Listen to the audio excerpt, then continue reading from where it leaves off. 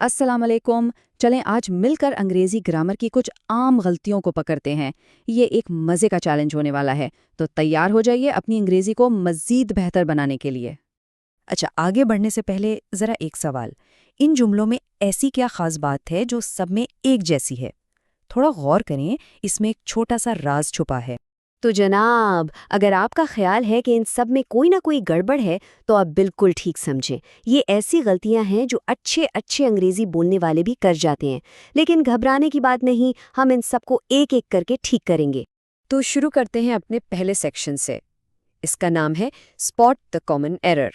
یہاں ہم ان غلطیوں کو دیکھیں گے جو اکثر نظروں سے اوجھل ہو جاتی ہیں۔ چلیں جی، پہلا چیلنج دیکھتے ہیں۔ جملہ ہے I felt so lonely۔ اب سننے میں تو یہ ٹھیک لگتا ہے نا؟ لیکن کیا اس کو بہتر بنایا جا سکتا ہے؟ بالکل، اس میں ایک لفظ ہے جو زیادہ بہتر ہو سکتا ہے۔ یہاں سمجھنے والی بات ویری اور سو کا فرق ہے۔ دیکھیں، ویری کسی بھی صفت یعنی ایڈجیکٹو کو صرف شدت دیتا ہے، جبکہ سو کا استعمال اکثر کسی نتیجے کو ظاہر کرنے کے لیے ہوتا ہے، جیسے سو لونلی دیٹ یعنی اتنا تنہا کہ۔ تو اگر مقصد صرف احساس پر زور دینا ہے تو ویری زیادہ صاف اور بہتر انتخاب ہے۔ تو لیجئے، صحیح جملہ ہے I felt very lonely۔ سیدھی صاف بات، یہی وجہ ہے کہ یہ یہاں پر بہترین جواب ہے۔ بہت خوب، اب چلتے ہیں اپنے دوسرے سیکشن کی طرف، ایڈجیکٹیوز اینڈ پریپوزیشنز۔ یہاں ہم دیکھیں گے کہ پریپوزیشنز جیسے چھوٹے چھوٹے لفظ کیسے پورے جملے کا مطلب بدل سکتے ہیں۔ اگلا سوال ہے I am in this committee۔ اب یہاں in لگے گا یا کچھ اور؟ یہ پریپوزیشنز کا چکر اکثر لوگوں کو الجھا دیتا ہے۔ تو اصول یہ ہے جناب کہ جب بھی کسی فارمل گروپ کی بات ہو، جیسے کوئی کمیٹی، بورڈ یا ٹیم، تو صحیح پریپوزیشن آن ہوتا ہے، ان نہیں۔ کہا جاتا ہے to serve on a committee. یہ ایک چھوٹا سا اصول ہے لیکن پروفیشنل انگریزی میں بہت اہمیت رکھتا ہے۔ اور یہ رہا صحیح جواب۔ درست جملہ ہے I am on this committee. بس اتنی سی بات تھی، یہ معیاری طریقہ ہے۔ چلیں جی، اب باری ہے ہمارے تیسرے سیکشن کی، پروناؤنز اینڈ کنڈیشنلز۔ اس میں ہم پروناؤنز اور شرطیہ جملوں کی منطق کو سمجھیں گے۔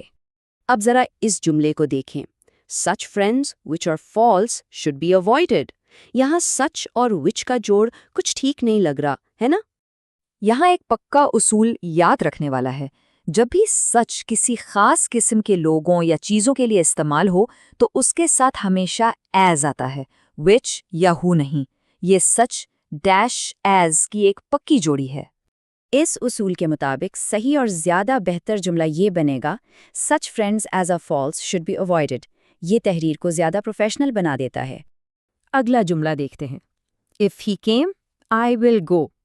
یہاں ایک مسئلہ ہے اور وہ ہے ورب ٹینسز کا آپس میں میل نہ کھانا۔ اسے کہتے ہیں سیکنڈ کنڈیشنل۔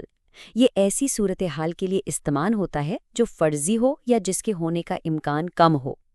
اس کا فارمولا سیدھا سا ہے، if کے ساتھ سمپل پاسٹ ٹینس اور دوسرے حصے میں would کے ساتھ ورب کی پہلی فارم۔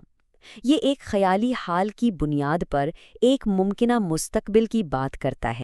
تو اس حساب سے ہمارا جملہ ٹھیک ہو کر بنے گا if he came I would go۔ اب یہ ایک منطقی اور بالکل درست شرطیہ جملہ ہے۔ بہت اچھا جا رہا ہے۔ چلیں اب دیکھتے ہیں سیکشن 4، ٹرکی ایڈوربس۔ یہاں ایک بہت ہی عام غلطی کی بات ہوگی۔ یہ تو ایک بہت ہی کلاسک غلطی ہے، ہی رنز فاسٹلی۔ مجھے یقین ہے بہت سے لوگوں نے فوراً غلطی پکڑ لی ہوگی۔ لفظ فاسٹلی پر غور کریں۔ تو بات یہ ہے کہ انگریزی میں کچھ الفاظ ایسے ہوتے ہیں جو ایڈجیکٹو بھی ہیں اور ایڈورب بھی، اور ان کے ساتھ ایل وائی نہیں لگتا۔ انہیں فلیٹ ایڈوربس کہتے ہیں۔ فاسٹ، ہارڈ، لیٹ، یہ سب اسی کی مثالیں ہیں۔ سچی بات تو یہ ہے کہ فاسٹلی جیسا کوئی لفظ معیاری انگریزی میں ہے ہی نہیں۔ تو اس کی صحیح شکل بہت آسان ہے، ہی رنز فاسٹ۔ بس یہ فلیٹ ایڈوربس کا ایک اہم اصول ہے۔ اور اب ہم آ پہنچے ہیں اپنے آخری section per, grammar for clear communication. یہاں ہم ایک ایسی غلطی دیکھیں گے جس کا تعلق اپنی بات کو بالکل صاف اور واضح انداز میں کہنے سے ہے۔ یہ رہا آخری challenge, none of these two boys is serious۔ اس جملے میں کیا مسئلہ ہے؟ یہاں تعداد پر غور کریں، کتنے لڑکوں کی بات ہو رہی ہے؟ اصول بالکل سیدھا ہے، جب آپ صرف 2 لوگوں یا چیزوں کی بات کر رہے ہوں تو آپ neither استعمال کرتے ہیں، اور جب 3 یا اس سے زیادہ کی بات ہو تب none استعمال ہوتا ہے۔ یہ چھوٹا سا فرق ہے لیکن بہت اہم ہے۔ تو اس اصول کے مطابق ہمارا آخری جملہ ٹھیک ہو کر بنے گا neither of these two boys is serious۔ دیکھا، صحیح لفظ استعمال کرنے سے مطلب کتنا واضح ہو جاتا ہے۔ چلیں تو آج ہم نے جو کچھ سیکھا اس پر ایک فوری نظر ڈالتے ہیں۔ پہلا، پریپوزیشنز کا صحیح استعمال، جیسے آن اے کمیٹی۔ دوسرا، شرطیہ جملوں میں ٹینسز کا خیال رکھنا، یعنی اف کے ساتھ پاسٹ تو آگے وڈ۔ تیسرا، فلیٹ ایڈوربس کو یاد رکھنا، فاسٹ صحیح ہے، فاسٹلی غلط۔ اور چوتھا، 2 کے لیے neither اور 2 سے زیادہ کے لیے none۔ اور جاتے جاتے ایک سوال، گرامر کا وہ کون سا اصول ہے جو آپ کو ہمیشہ کنفیوز کرتا ہے؟ اس بارے میں سوچنا آپ کی انگریزی کو بہتر بنانے میں مدد دے سکتا ہے۔ ہمارے ساتھ شامل ہونے کا بہت شکریہ۔